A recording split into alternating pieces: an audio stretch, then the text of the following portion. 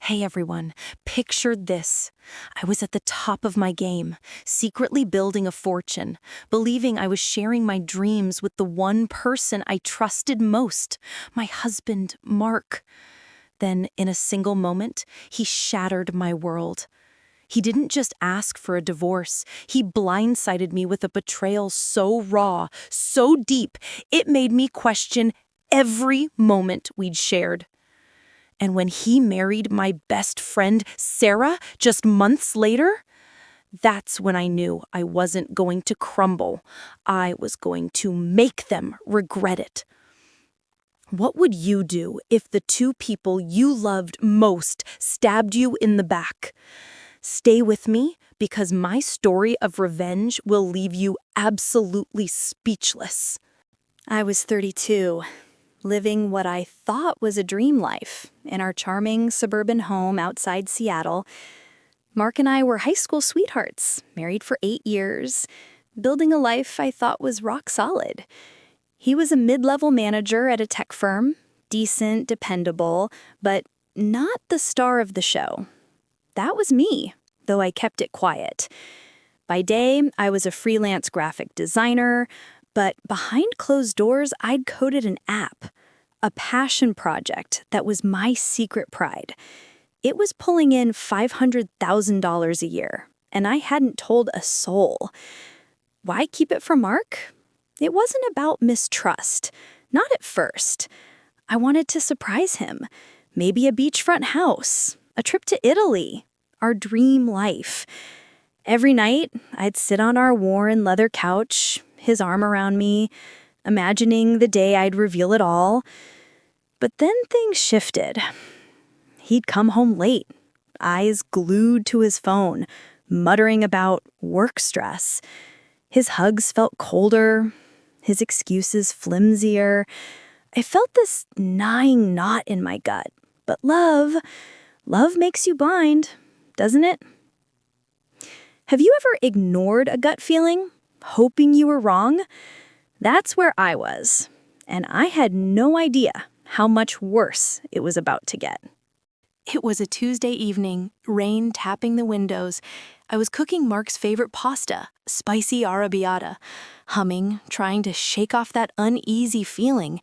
He walked in, face like stone, and my heart sank before he even spoke.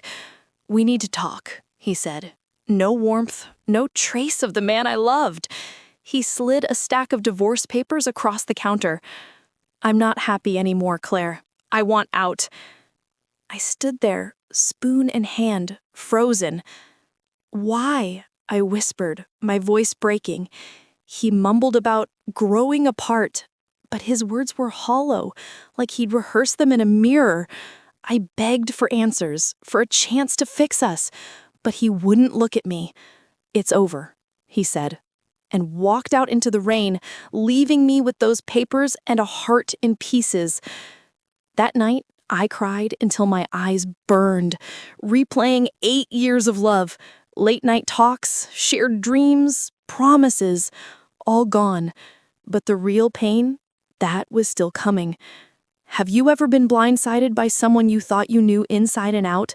What would you do if you realized it wasn't just a breakup, but a calculated setup? 3 months after the divorce, I was barely holding it together in a cramped apartment downtown. My best friend, Sarah, was my lifeline, or so I thought. She'd bring me coffee, listen to my tears, promise, "You're better off without him, Claire." I believed her. She'd been my rock since college, the one who knew all my secrets. Then, one sleepless night, I was scrolling social media, and a photo hit me like a punch. Mark and Sarah smiling, arms around each other, captioned, "Engaged." My stomach twisted. I clicked Sarah's profile, and it got worse. Months of photos, cozy trips, candlelit dinners, dating back to before the divorce. They'd been together behind my back, plotting while I was planning our future. I sat there, hands shaking, piecing it together. Mark's late nights, Sarah's probing questions about our marriage. It was all a lie. They'd orchestrated this, flaunting their new life like I was nothing. The pain was suffocating, but something else sparked. Anger, white-hot and unstoppable. Have you ever been betrayed so deeply it lit a fire inside you? That's what I felt, and I wasn't going to let it destroy me. I was going to use it. I'm not the type to scream or throw things. I'm a planner, a thinker. And now I was furious. I grabbed a notebook and mapped it out. Mark and Sarah thought they'd won, but they didn't know about my app, now worth over $1 million. They saw me as a struggling freelancer, scraping by. Oh, how wrong they were. I started digging. Mark was bragging about a big promotion at work, one he'd landed by taking credit for a project I'd helped him build years ago. My ideas, my late-night edits. Sarah was planning a lavish wedding, funded by his new salary and, I suspected, the savings he'd taken in the divorce settlement. My plan wasn't about petty drama. I wanted justice that hit their pride, their status, their perfect little bubble. Step 1, I emailed Mark's coworkers anonymously, dropping subtle hints about his borrowed ideas, planting seeds of doubt. I reached out to old clients, nudging them toward competitors. But the real weapon? My app.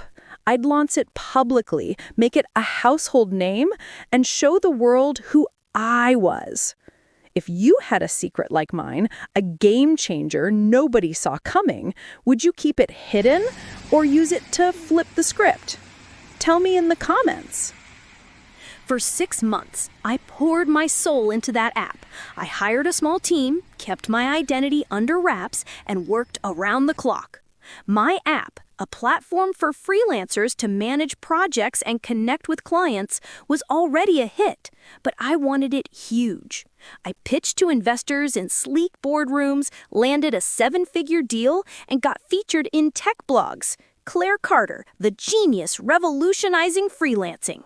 My name was starting to echo. Meanwhile, Mark and Sarah were posting their fairy tale life. Sarah's designer wedding dress, Mark's smug grin at rooftop dinners. Every post was fuel.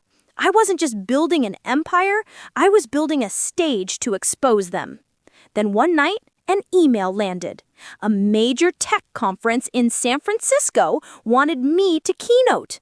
The same one Mark's company attended every year. My heart raced. This was it, the perfect moment. Have you ever waited for that one chance to prove someone wrong, to show them what you're made of? I was about to, and it felt electric. The conference was a sea of industry leaders, suits, and anticipation.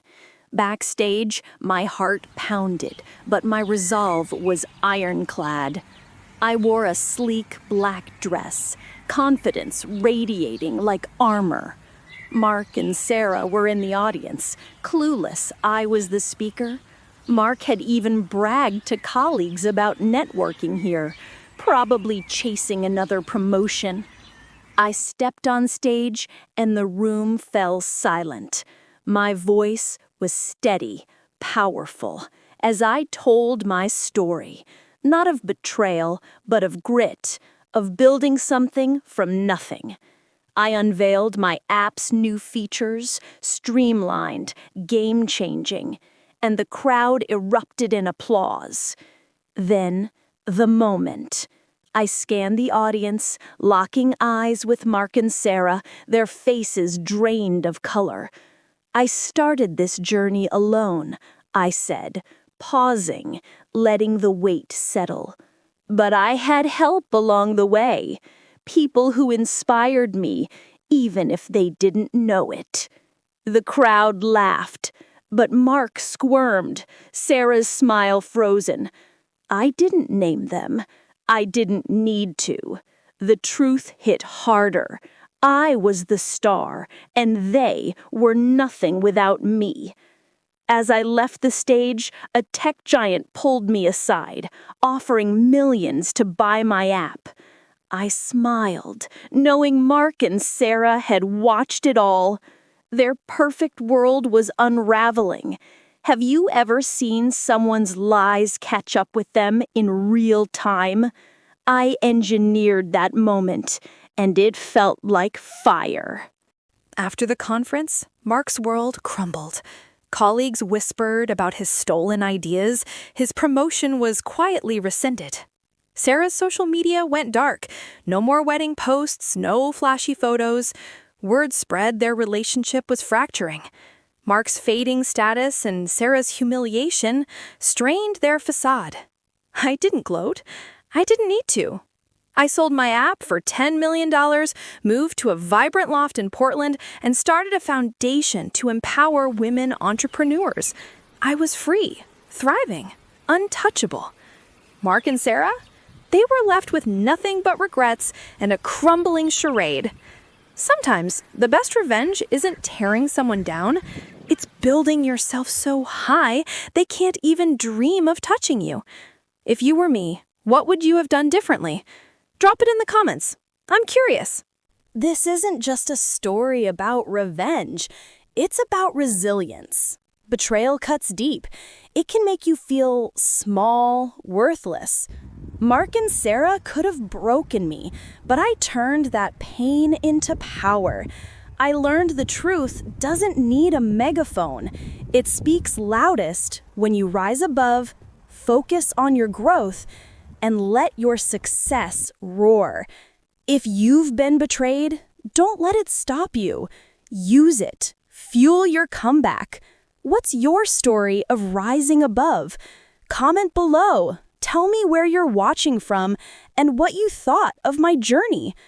If this story hit you, hit that like button, share it with someone who needs to hear it, and subscribe for more tales of betrayal, grit, and justice. Thanks for listening to my story. I'll see you in the next one.